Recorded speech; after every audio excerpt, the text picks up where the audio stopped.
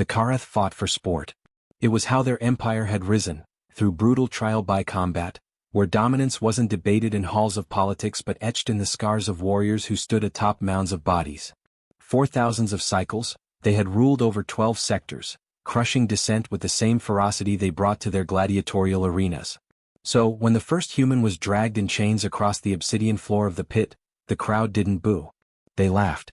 He was scrawny by Kareth standards at least. Pale skin, small frame, and unarmored, except for the mandatory shock collar and simple combat tunic issued to all fresh blood. The announcer, a reptilian bellow of theatrical cruelty, called him out in a language half-shouted and half-snorted. Combatant 1983Z. Species, Terran. Homeworld, Sol 3. Designation, Prey Class. Laughter echoed around the pit.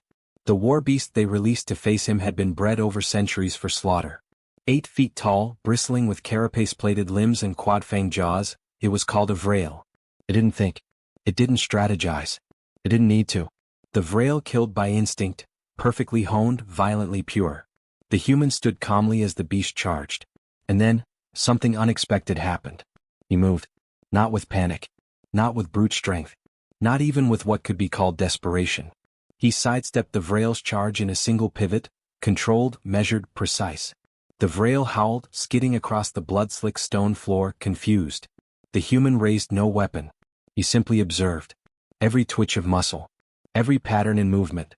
He was cataloging. The Kareth did not understand. Because the Kareth fought by instinct. Even their gladiators, for all their training, relied on deeply ingrained reflex, genetic memory stretching back to the dawn of their evolution. This human? He was cold. By the time the Vrail charged again, the human had already calculated the angle, the velocity, the probable overcommit of its right shoulder. He slipped past it again, placing his palm flat against its side, gentle, almost playful. The beast twisted to snap at him. Too late. The human had leapt backward, landing on his feet, gaze never leaving the creature. The next move was surgical. The Vrail reared, and the human sprinted straight at it.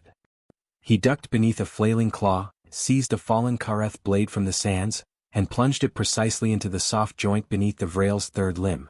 The crowd fell silent. The Vrail stumbled. Bleeding from a nerve cluster it didn't even know it had. By the time it turned, the human was already on its back, blade flashing 3 times in rapid succession. Once at the spine, once at the base of the skull, and once to sever the tendons in the rear leg. The beast collapsed. It didn't roar. It didn't thrash. It just stopped. His nervous system shut down. The human stood calmly beside it, breathing steady, blade still in hand. The silence in the arena was absolute. Then one voice, Kareth Warlord Zarin, muttered, "He didn't fight like prey." He was wrong. The human hadn't fought like predator either. He had fought like a surgeon. In the control tower above the arena, High Chancellor Malvun watched the feed with narrowed eyes. The humans were supposed to be chaotic, driven by emotion and instinct. That's what the simulations said. That's what the intelligence briefings claimed. This was something else. The human was being escorted back to his cell. The guards avoided eye contact. Even the Vrail handlers seemed unnerved. They had witnessed something different. Not dominance by brute force. Not intimidation. Precision. The human sat in his cell, quiet. Not shaken, not proud. Simply alert. Calculating. He leaned back and with eerie calm said to no one in particular, "They're watching now." Good. You wanted them to. Back in the Kareth Command Center, AI analysts began re-examining every human combat encounter ever recorded, recalculating outcomes, reclassifying behavior. And that's when the terrifying truth emerged. Humans didn't survive because they were lucky. They endured because they could adapt faster than any known species. They didn't win by instinct. They won by choice. The message echoed through every control room aboard the Varnock fleet. One shot. One death. Humans do not miss. Fleet Admiral Vaktar, bred for war in the vats of Tiluan Prime, had commanded over 3 dozen extermination campaigns across the Spiral Arms. His tactics were ruthless, his instincts sharpened by centuries of genetic augmentation and neural enhancement. Yet, in the face of what he now witnessed, instinct felt like a crude tool, blunt, unreliable. The problem wasn't just that the humans fought. The problem was how they fought. On the outer edges of the Gorian system, the Varnock had surrounded a mining colony the humans had established a mere 6 cycles ago. The plan had been simple. Overwhelm them with numbers, ignite fear, consume resources, then move on. The same method had worked on 12 other species, most of which never even returned fire. But when the drop pods landed on the rocky plains of Valis 9, the humans didn't scatter. They didn't scream. They didn't raise primitive weapons in futile protest. Instead they vanished. Into the rocks, into the mines, into the mountains. And then the dying began. First came the scouts, eliminated one by one. Always clean kills, always through the cranial stem or the primary cardiovascular cluster. The Varnock tried to rotate patrols, shift tactics, scan for energy signatures. But nothing helped. Every time a patrol left the base perimeter, only corpses returned. Sometimes not even that, just armor torn open with surgical precision and an abandoned pulse rifle left upright as if in mockery. Vaktar had dispatched thermal sweepers, 10-foot bipedal monsters built to raise forests with flamethrowers and ion vents. They torched an entire canyon and still found no targets. Days later, one of those sweepers was returned, walking on its own, rigged to explode, with a single human phrase carved into its chest plate. You trained to survive war. We were born in it. The admiral gathered his war council aboard the dreadnought Korvak. Holograms flickered with diagrams, death logs, and attempt after failed attempt to subdue the colony. This isn't war, growled one of the commanders. It's psychological annihilation. They're ghosts. No, Vaktar replied. Ghosts do not leave bullet holes. These are humans. But they're not fighting for survival. They are fighting with purpose. He tapped the console and brought up an intercepted human signal. It was a transmission from one of their soldiers, clearly recorded from a helmet cam. The voice was calm, almost disturbingly so. Command, target 8 eliminated. Confirm shot through optic lobe. No visual on others. Awaiting thermal echo on northeast ridge. Ammo count green. Precision holds. Ghost net operating within 0.3% margin. The word precision kept coming up. Vaktar realized something that made his blood temperature rise a full 3 degrees, a sign of fear in his kind. Instinct was predictable. Instinct could be manipulated, outmaneuvered, tricked. But precision? That was the application of logic, discipline, and mathematics to murder. It was the quiet calculation of death. The humans weren't reacting. They were planning. Adapting. Sculpting the battlefield as an artist does a canvas. In response, Vaktar committed the 19th Execution Corps. 2,000 elite shock troopers. A force that had crushed empires. They dropped in silence, surrounded by 3 layers of orbital recon and aerial cover. For one glorious moment, it seemed they had secured the minefield. And then the ground began to shift. Explosives hidden not near entrances, but beneath the troopers' own landing beacons, detonated with unnatural timing. Sniper fire, so precise it seemed like automated weaponry, took out commanders mid-breath. A line of detonation charges strung in Morse code traced a glowing death message across the mountainside. We see everything. A full regiment tried to retreat to the dropships. Halfway through, the entire valley floor collapsed, undermined with surgical precision. The humans had turned the land itself into a trap. The few Varnock who survived reported hearing soft laughter, human voices, cold and focused, guiding the chaos with eerie composure. Back aboard Korvak, Vaktar stared at a map filled with red XS, each a confirmed Varnock death. Enough, he declared. No more surgical strikes. Burn the colony. Erase the planet. No can do, Admiral, came a voice from the shadows.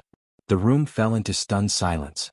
A human figure stepped out of cloaked shimmer, black tactical armor humming low, visor down, weapon holstered, unafraid. How he had gotten aboard the flagship was irrelevant. What mattered was that he stood there, alone. And every Varnock could feel it. Not instinct. Precision. I suggest you get your affairs in order, the man said. Your war is over. He tossed something to the deck. A Varnock commander bent to pick it up and froze. It was a Varnock command chip. From this ship. Decrypted. Open. You think you know war, the human said. But you fight like animals. He turned, and as he did, hundreds of alarms began to shriek aboard the dreadnought. Systems failure. Weapon override. Bridge lockdown. You're fighting engineers. Mathematicians. Strategists. Snipers. You think war is blood and claws. He paused at the airlock, turned his head slightly. But to us, war is numbers. Then he vanished in a flicker of teleport shimmer. Behind him, the dreadnought's core began to overload, initiated not by brute force, but by a line of code entered through a forgotten maintenance port, 15 seconds before he even appeared. Vaktar realized too late that the humans never once needed to fight him. They'd already won. The explosion of the Korvac was seen from the surface of Valis 9 as a bright, silent bloom, an artificial sunrise marking the end of a nightmare. But for the humans watching from the ridge lines, it wasn't a celebration. It was a data point, a proof of concept, confirmation that the equation worked. Back at Ghost Command, nestled inside the caverns humans had transformed into subterranean war centers, Lieutenant Aurora Chen stood in front of a wall-sized tactical display. Her fingers moved with sharp precision, adjusting targeting overlays, managing drone relays and cycling through survivor data. Of the 2,000 shock troops Varnock had deployed, 3 remained. They were being tracked, tagged and catalogued like rare specimens. Give me confirmation on Dreadnought telemetry. Was the detonation controlled? She asked without looking away from the display. Yes, Lieutenant, came the reply from Ops Tech Harns. Core went critical within acceptable latency. Software override used synthetic command strings we modeled off intercepted Varnock fleet code. The AI's signature was scrubbed post-hack. Collateral? Minimal. No planetary fallout. EMP damage confined to enemy fleet net. We even spoofed the distress signals. Looks like a Varnock mutiny from their own logs. Chen nodded. Clean work. Begin next phase. Show me echo silence. On the display, a new sequence of simulations began to animate. Predictive combat projections, infiltration routes, psychological collapse models. But what struck most observers, even those inside the operation, wasn't the firepower, the hardware, or the raw body count. It was how everything was structured. Clean. Precise. Cold. The Varnock had come believing that humans were apex predators. They were wrong. Humans weren't predators. That implied hunger, chase, even fear. Humans were programs. Recursive, adaptive, and patient. Back aboard what remained of the Varnock fleet, High Strategist Korshak was being briefed in real time. He was old by his species standards, his body partially replaced with augmentations that left him towering and monstrous. But all his enhancements failed to suppress the growing realization that something fundamental had gone wrong. 3 dreadnoughts disabled. 2 orbital platforms corrupted. Ground invasion repelled. And now, the officer hesitated. Speak, Korshak growled. Our command protocols are being used against us. The humans have rewritten our encryption. They didn't jam our comms, they reprogrammed them. The strategist turned his compound eyes toward the growing list of failed maneuvers. This is not instinct. No, strategist, said the advisor. This is what they call a doctrine. Not an emotion. Not an impulse. A methodology. In the deep black between Valis 9 and the outer ring of the Carthian expanse, the humans deployed the next stage. Nightingale teams. They weren't soldiers. They were surgical units. Not to heal but to erase. 10-member teams, dressed in adaptive camouflage, equipped with microfusion blades, tranquil nanites and soundless railguns. They didn't speak. They didn't leave signatures. If a Nightingale passed through your outpost, you didn't even know it until your command chain collapsed and the outpost turned into a relay beacon for the human net. It was a symphony of clean destruction. One such team, designated Nightingale 03, descended on the orbital shipyards of Trelshak Prime. The Varnock had used it to spawn cruiser fleets for centuries. But when Nightingale arrived there was no battle. They simply turned the shipyard's gravity plating into reverse polarity. The Varnock workers floated helplessly. Ammunition stockpiles ignited like fireworks. The feed was uploaded to the Varnock military net with a single message. We don't do warning shots. We do equations. Korshak watched it in silence. Around him, commanders argued, advisors shouted. Some begged to open diplomatic channels. Others wanted full-scale retaliation, planet burners, plague bombs, psychic warfare. But he remained motionless, eyes on the screen, until the message faded. Then he turned to the war table and spoke. No. This isn't war anymore. This is dissection. On Earth, high above the command strata of Ghost Division, General Elias Cordwain sat in the chair reserved only for wartime highest-level mission authorization. He was calm. Dressed not in uniform but in matte gray civilian wear. An old man. Former architect. Strategist. Philosopher. Not a killer. That's what made him perfect for the job. His AI interface lit up with final confirmation. Operation Clinch Knife, green lit. Elias didn't blink as he spoke. Send them the final message. The AI obeyed. Back in the Varnock fleet, the message was received across all channels. Broadcast in their language. No encryption. No taunt. You've learned now that we do not kill because we enjoy it. We do not wage war to survive. We do not fight because we are threatened. We calculate.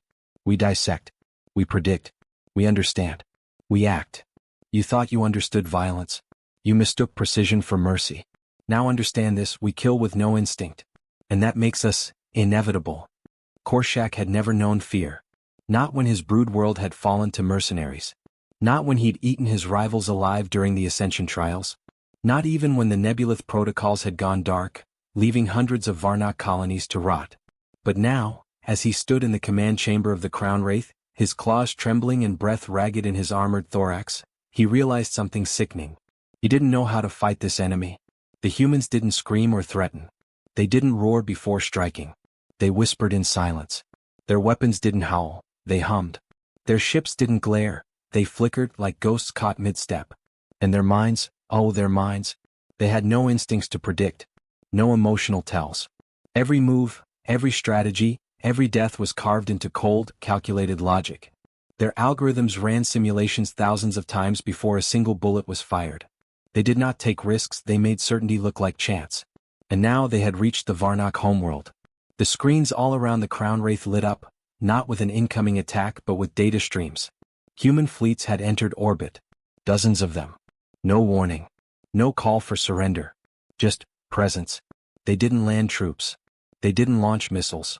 They simply turned off the Varnok. Satellites blinked out. Climate regulators ceased. Defense grids misfired and locked their own stations. Even the Crown Wraith's engines reversed polarity, driving the ship slowly backward, out of alignment with the planetary shield network. This wasn't warfare. This was a precision extinction. Back on Earth, the Core Council.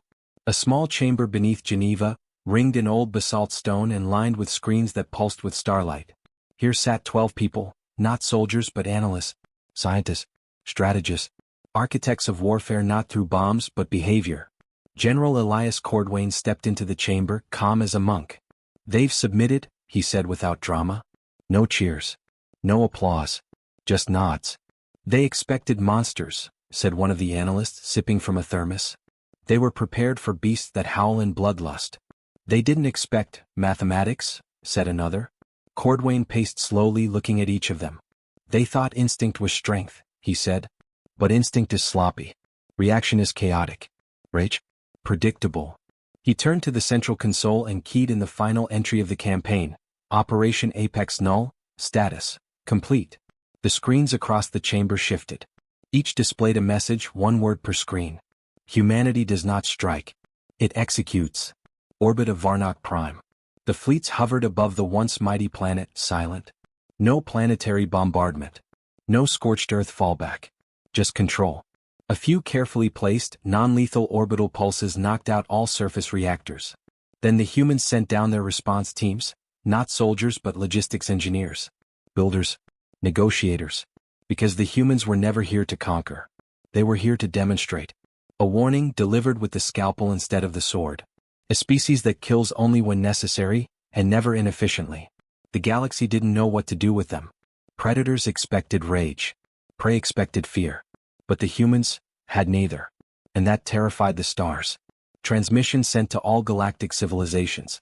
A human figure appears, calm, clean-suited, unarmed. Behind them an Earth flag and a star map of known space. "We do not seek empires. We do not crave conquest. We require only peace. But know this, should you bring war to our doorstep, we will not fight. We will end. Precisely. Quietly. Without mercy, without hatred. We have spent millennia perfecting art, science, and empathy. You taught us to perfect death. Let this be the last time it's needed." The message ends. The screen goes black. And for the first time in known galactic history, every war ceases. Because there is no defense against a species that doesn't strike with instinct. Only with precision. Call to action, ending. And so, the galaxy learned a truth it never wanted to face. Humans weren't the monsters hiding under the bed. They were the ones who built the bed, studied the monsters, and then removed them.